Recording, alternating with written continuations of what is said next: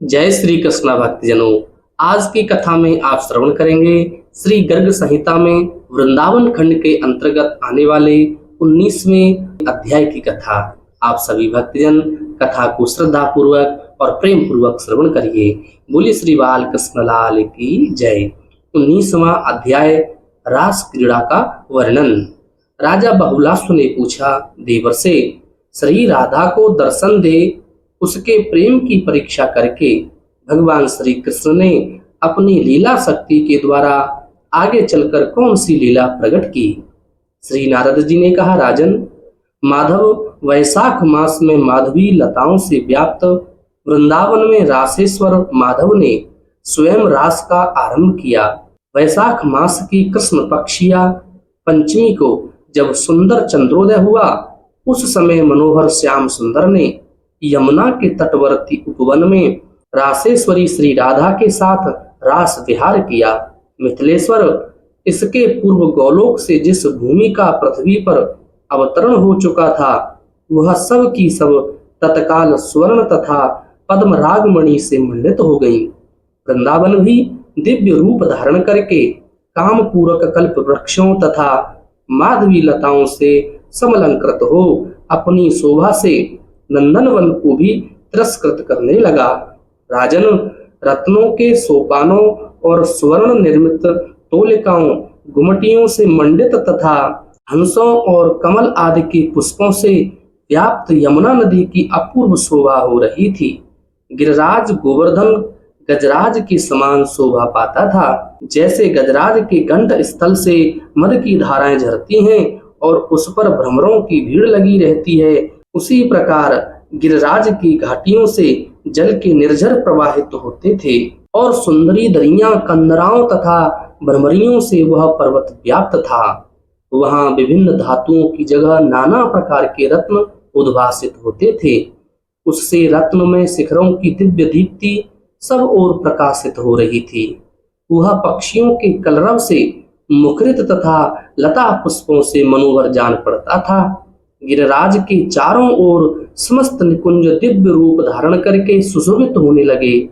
सभा मंडपों से मंडित वीथियां, प्रांगण और खंभों की पंक्तियां उनकी शोभा बढ़ाने लगी। नरेश्वर, फहराती हुई दिव्य पताकाएं, स्वर्णमय कलश तथा पुष्पमय मंदिरों में विद्यमान श्वेतारुण पुष्पदल उन निकुंजों को विभूषित कर रहे थे। उन सब में वसंत ऋतु की माधुरी भरी थी। वहां कोकिल और सारस अपने मीठे बोल सुना रहे थे। जहां तहां सब ओर कबूतर और मोर आदि पक्षी कलरव करते थे। श्री राधा कृष्ण की पुण्यमयी गाथा का गान करते हुए टूट पड़ने वाले मधुमत भ्रमरों से सभी कुंज विशेष शोभा पाते थे। यमुना पुलिन पर सहस्त्र दल कमलों के पुष्प पराग को बारंबार बिखेरता हुआ शीतल मंद सुगंध समीर प्रवाहित हो रहा था। उसी समय बहुत सी गोपांगनाएं श्री कृष्ण की सेवा में उपस्थित हुईं। कोई गोलोक निवासिनी थी, कोई सैया सजाने में सहयोग करने वाली थी, कोई श्रृंगार धारण कराने की कला में कुशल थी, तो कोई द्वारपालिका थी। कुछ गोपियां पार्षद नाम धारणी थी, कुछ छत्र चवर धारण करने वाली सखियां थीं और कुछ श्री वृंदावन की रक्षा में नियुक्त थीं। कुछ गोवर्धन वासिनी, कुछ कुंज विधायिनी और कुछ निकुंज निवासिनी थी। कोई नृत्य में निपुण और कोई वाद्य वादन में प्रवीण थी। नरेश्वर, उन सब के मुख अपने सौंदर्य माधुर्य से चंद्रमा को भी लज्जित करते थे। वे सब की सब किशोरावस्था वाली तरुणियां थीं। इन सब के 12 यूथ श्री कृष्ण के समीप आए। इसी प्रकार साक्षात यमुना भी अपना यूथ लिए आई। उनके अंगों पर नील वस्त्र शोभा पा रहे थे।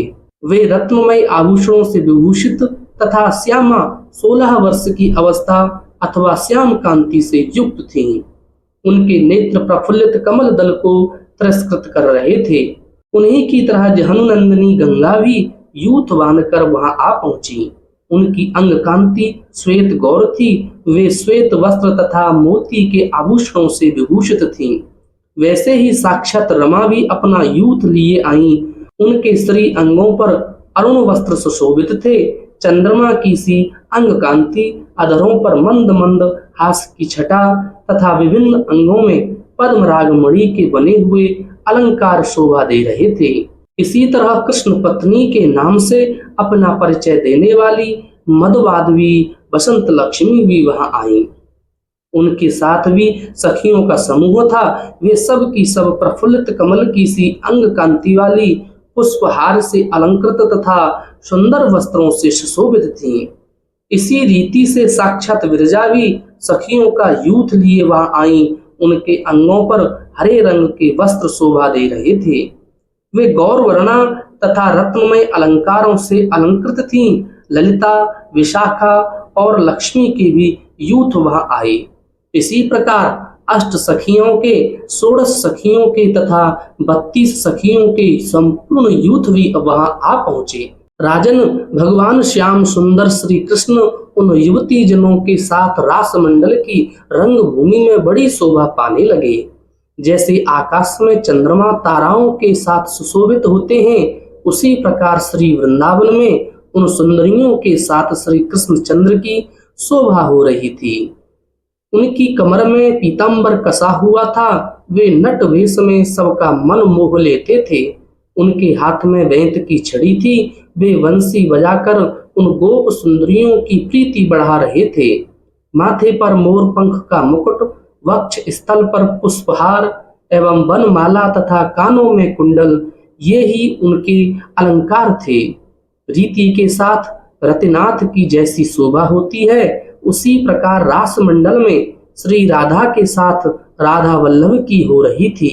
इस प्रकार सुंदरियों के अलाप से संयुक्त होकर साक्षात श्री हरि अपनी प्रिय राधा के साथ यमुना के पुण्य पुलिन पर आए। उन्होंने अपनी प्राण वल्लभा का हाथ अपने कर कमल में ले रखा था। यमुना के मनोहर तीर पर उन सुंदरियों के साथ श्याम सुंदर थोड़ी देर बैठे रहे। फिर मधुर मधुर बातें करते हुए अपने प्रिय वृंदावन की शोभा निहारने लगे। वे श्री राधा के साथ चलते और हास विनोद करते हुए कुंज वन में विचरण करने लगे।